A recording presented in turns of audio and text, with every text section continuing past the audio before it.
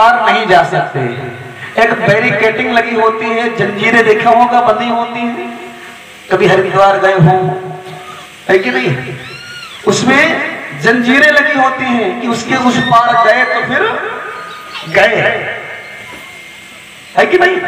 और फिर कभी कभी देखा होगा कि अगर 2-3 लोग जाओ तो बारी बारी से स्नान करो उसमें।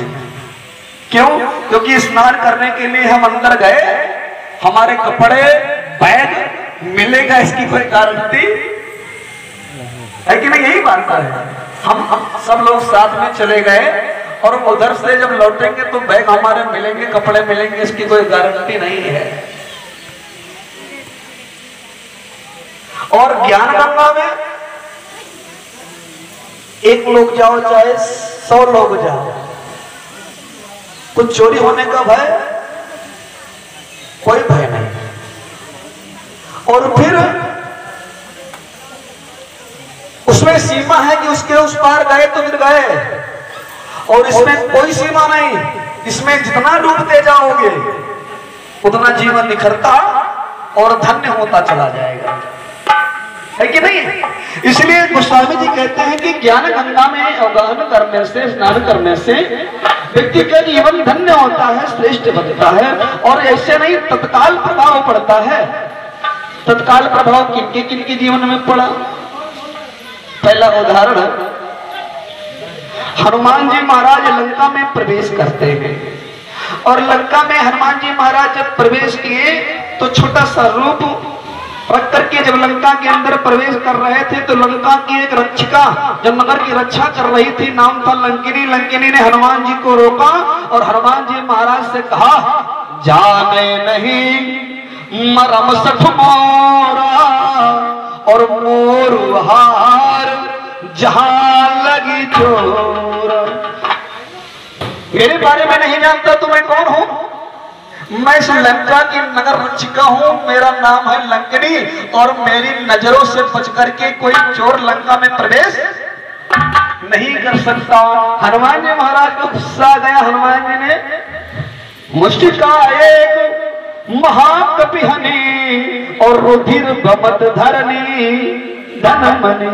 हनुमान जी महाराज को गुस्सा, एक मुष्टिका मारी और रुधिर माने ब्लड रक्त खून, बमत माने उल्टियां, धनमणि माने चक्कर खाकर के जमीन पर गिर गई। और लंकिनी जितना भी रक्त विकार था सब बाहर निकल गया, और फिर हाथ जोड़ करके खड़ी होती है और कहती है कि हनुमान तात आज पुण्य बहुता और देखे नयन राम कर दूता। तत्काल प्रभाव ये पड़ा कि वही लंकिनी जो लंका में प्रवेश करने से रोक रही थी और हनुमान जी महाराज से आज हाथ जोड़ करके कह रही है कि धन्य हो गया मेरा जीवन, भक्त विकार सब दूर हो गया, जीवन पवित्र हो गया, और मैंने प्रभु के दर्शन किए, साक्षात आपके दर्शन किए, प्रभु के दूत के दर्शन किए हनुमान, और जाओ प्रभु का काम करो। और जो रोक रही थी वही बाद में जानते हो क्या कह रही है कि प्रभु नगर की जय सब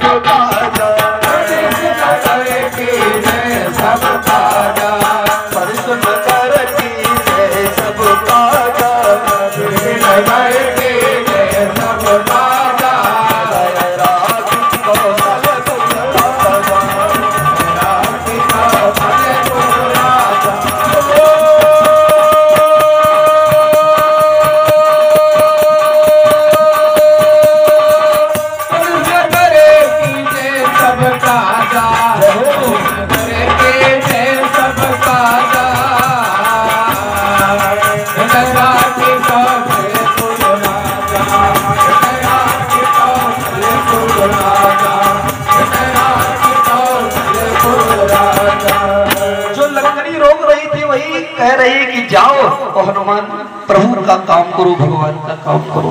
वहीं पर गोस्वामी तुलसीदास जी महाराज सुंदरकांड में क्या प्यारा सा दोहा लिखते हैं, तात स्वर्ग अपवर्ग सुख धैर्य तुलायक अंग और तुलनता ही सकल मिले जो सुख लव सत्संग।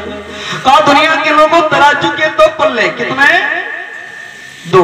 एक तरफ वस्तु रखी जाती है, एक तरफ उसका वजन, है कि नहीं।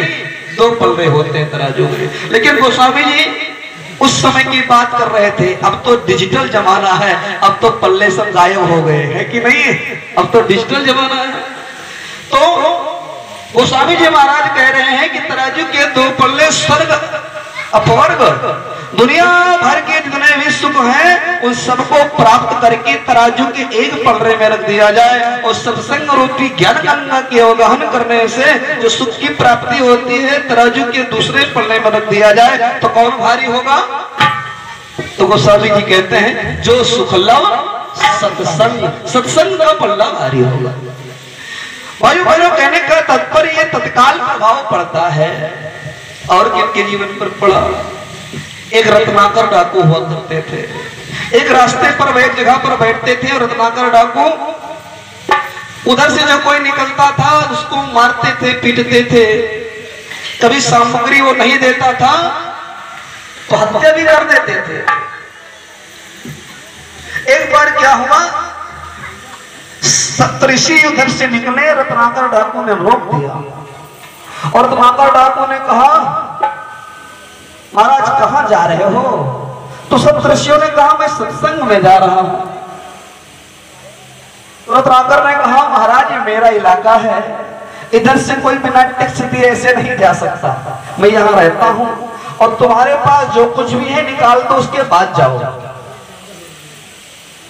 तो रत्नाकर डाकू से सप्तऋषियों ने कहा कि हे रत्नाकर ये जो तुम लूट मार करते हो ना, ये जो तुम अधर्म करते हो ना, ये जो तुम हत्याएं करते हो ना, परमात्मा जब कभी तुमको दंड देगा ना तो जाओ जिनके लिए करते हो ये सब खून खराबा मार काट हत्याएं जिनके लिए करते हो, जाओ एक बार उनसे पूछ करके आओ जब परमात्मा दंड देगा तो क्या कोई बटाएगा?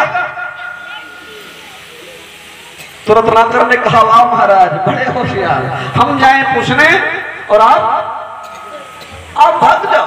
तो सप्तऋषियों ने कहा रत्नाकर अगर तुम्हें विश्वास नहीं है तो हमारे साथ जैसा चाहो ऐसा हमारे साथ करो, लेकिन एक जरूर काम करो कि जाओ और पूछ करके जरूर आओ। तो रत्नाकर ने क्या किया, एक मोटा सा रस्सा लिया, सप्तऋषियों को एक पेड़ से बांध दिया और सरपट दौड़ा घर की ओर।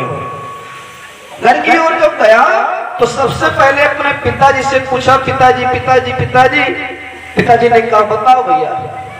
तो रत्नाकर ने कहा पिताजी मैं जहां पर काम करता था, मैं जहां पर बैठता था, लोगों को मारता था पीटता था, उससे जो घर चलता था वहां पर संत आए हैं, उन्होंने कहा है जाओ पूछ करके आओ कि जिनके लिए ये तुम करते हो खून खराबा मार काट हत्याएं, परमात्मा जब उस पाप का दंड देगा तो कोई बटाएगा। तो सबसे पहले पिताजी आप बताओ, आप बताओ क्या? तो पिताजी ने कहा सुनो भैया, प्रत्येक माँ बाप संतान को जन्म इसलिए देते हैं क्योंकि उनके वो बुढ़ापे का सहारा बने। तुम छोटे थे, मैंने तुम्हारा भरण पोषण किया, अब मेरे कंधे कमजोर हो गए हैं, मैं अब जिम्मेदारियों का निर्वहन नहीं कर सकता, है तुम्हारी जिम्मेदारी है, तुम हम सबका पालन पोषण करो। तो रत्नाकर के पास समझ में आ गई कि पिताजी बटाएंगे नहीं। माताजी के पास गए, माताजी ने यही कहा और उसके पश्चात जब धर्मपत्नी के पास रत्नाकर गए तो धर्मपत्नी से कहा भाग्यवान ये जो मैं लूट मार करके खून खराबा करके हत्याएं करके जो ये धन लाता हूँ, जो भी सामग्री लाता हूँ जिससे घर का निर्वहन होता है, जीविका चलती है, जब परमात्मा कभी दंड देगा पाप का तो क्या तुम बटाओगी? तुम तो मेरी अर्धांगिनी हो, तुम तो मेरी पत्नी हो। तो पत्नी ने कहा सुनो भाग्यवान मैं तुम्हारी धर्म पत्नी हूँ, अधर्म पत्नी नहीं हूँ। जहाँ से तुम पुण्य का कोई कार्य करके आओगे उसमें मेरा आधा हिस्सा है, और कोई गलत कार्य करके आओ ना तो तुम जानो तुम्हारा काम जाने, इसमें कोई भागीदारी नहीं है। रत्नाकर डाकू की आंखें खुल गई और रत्नाकर डाकू ने दुनियादारी को वहीं पर छोड़ दिया और सरपट दौड़ा सप्तऋषियों के चरणों में जाकर के बंधन किया, बंधन से मुक्त किया, बार बार हाथ जोड़ता है, प्रणाम करता है, कहता है भगवान क्षमा करो क्षमा करो क्षमा करो। और भगवान को ऐसा उपाय बताओ जिससे जीवन हमारा धन्य हो जाए, क्योंकि जीवन में मैंने बहुत से खून खराबे किए हैं, बहुत मार काट की है, अब जीवन से पाप ताप संताप का समन हो जाए प्रभु, इसके लिए कोई तो उपाय बताओ। तो रत्नाकर डाकू को सब ऋषियों ने एक छोटा सा उपाय बताया, एक छोटा सा मंत्र बताया कि जाओ राम नाम जपो, तुम्हारा कल्याण हो जाएगा।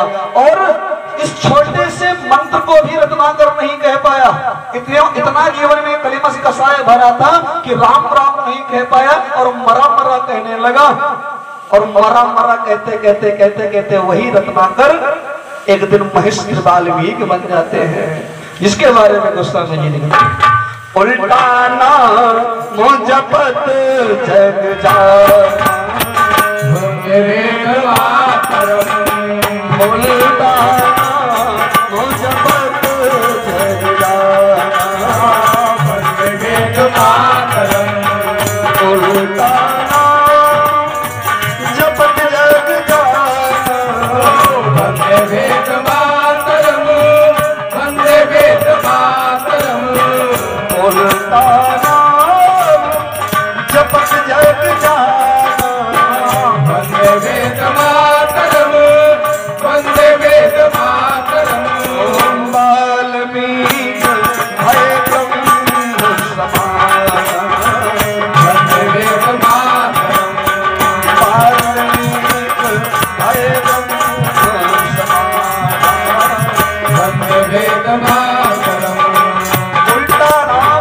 जपत जग जाना, वाल्मीकि भय ब्रह्म समाना। ये क्या है भाइयों बहनों? सत्संग का प्रभाव है।